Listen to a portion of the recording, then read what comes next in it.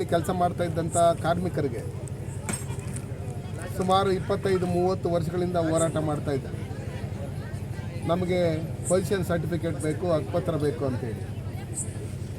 ಅವರು ವಾಸವಿದ್ದಂಥ ಮನೆಗಳಿಗೆ ಸುಮಾರು 2800 ಕಾರ್ಮಿಕರಿಗೆ ಸನ್ಮಾನ್ಯ ನರೇಂದ್ರ ಮೋದಿಯವರ ನಾಯಕತ್ವದಲ್ಲಿ ಇಂದು ನಮ್ಮ ಗಣಿ ಸಚಿವರಾದಂಥ ಪ್ರಹ್ಲಾದ್ ಜೋಶಿರವರು ಬಂದು ಇವತ್ತು ಇವರೆಲ್ಲರಿಗೂ ಸುಮಾರು 25-30 ವರ್ಷದಿಂದ ಏನು ಕಾಯ್ತಾ ಇದ್ರು ಅವರ ಕನಸು ಇವತ್ತು ನನಸಾಗಿದೆ.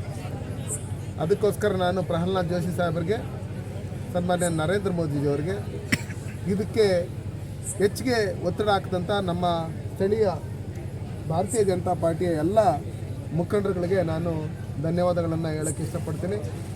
ಸನ್ಮಾನ್ಯ ನರೇಂದ್ರ ಮೋದಿಜಿಯವರ ನಾಯಕತ್ವದಲ್ಲಿ ಈ BGML ಕಾರ್ಖಾನೆಯ ಕಾರ್ಮಿಕರಿಗೆ ಹಕ್ಕುಪತ್ರಗಳನ್ನು ಕೊಡಬೇಕು ಅಂತ ಹೇಳಿ ಪ್ರಹ್ಲಾದ್ ಜೋಶಿ ಅವರು ಸುಮಾರು ಒಂದು 10-15 ಬಾರಿ ಕೇಂದ್ರದಿಂದ ಅವರ ತಂಡವನ್ನು ಕಳಿಸಿ ಇಲ್ಲಿ ಪರಿಶೀಲನೆ ಮಾಡಿ, ಸರ್ವೆ ಮಾಡಿ, ಪ್ರತಿಯೊಂದು ರೀತಿಯಲ್ಲೂ ಯಾವುದೇ ರೀತಿಯಾದಂಥ ತೊಂದರೆ ಆಗದೇ ಇರತಕ್ಕಂಥ ರೀತಿಯಲ್ಲಿ ಅವರಿಗೆ ಇವತ್ತು ಬೆಳಗ್ಗೆ ಮಧ್ಯಾಹ್ನ 2:30ಯಿಂದ ಈಗ ರಾತ್ರಿ 9:30 ಆದ್ರೂ ಅವರೆಲ್ಲರಿಗೂ ಹಕ್ಕುಪತ್ರಗಳು ಕೊಡಬೇಕು ಅಂತ ಹೇಳಿ ಸನ್ಮಾನ್ಯ ಪ್ರಹ್ಲಾದ್ ಜೋಶಿ ಅವರು ಏನು ಹೇಳಿದರು ಅದೇ ರೀತಿ ನಾವು ಮತ್ತು ನಮ್ಮ ಎಲ್ಲ ಮುಖಂಡರುಗಳು ಮತ್ತು ಇಲಾಖೆ ಅಧಿಕಾರಿಗಳು ಒಟ್ಟಿಗೆ ಇಲ್ಲಿದ್ದು ಆ ಕೆಲಸವನ್ನು ಮಾಡಿ ಮುಗಿಸಿದ್ದಾರೆ.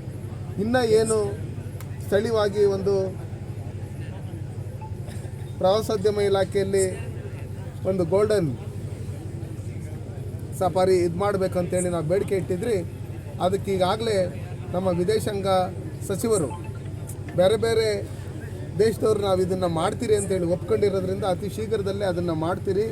KGF ಜನತೆಗೆ ಅನುಕೂಲ ಆಗೋಂಥ ರೀತಿಯಲ್ಲಿ KGF ಇಲ್ಲಿರ್ತಕ್ಕಂಥ ಯುವಕರು ಇಲ್ಲೇ ಸ್ಥಳೀಯವಾಗಿ ಕೆಲಸ ಮಾಡಬೇಕು.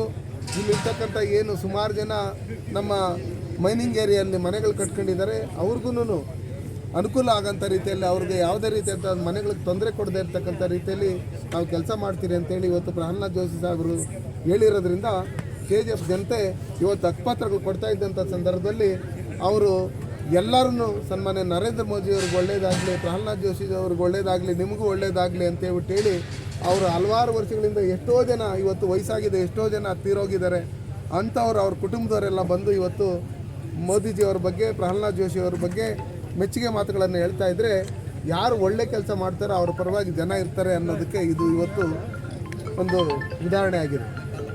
ಅದಕ್ಕೋಸ್ಕರ ಇದಕ್ಕೆ ಸಹಕರಿಸಿದಂಥ ಎಲ್ಲರಿಗೂ ನಾನು ಧನ್ಯವಾದಗಳನ್ನು ಹೇಳೋಕ್ಕೆ ಇಷ್ಟಪಡ್ತೀನಿ.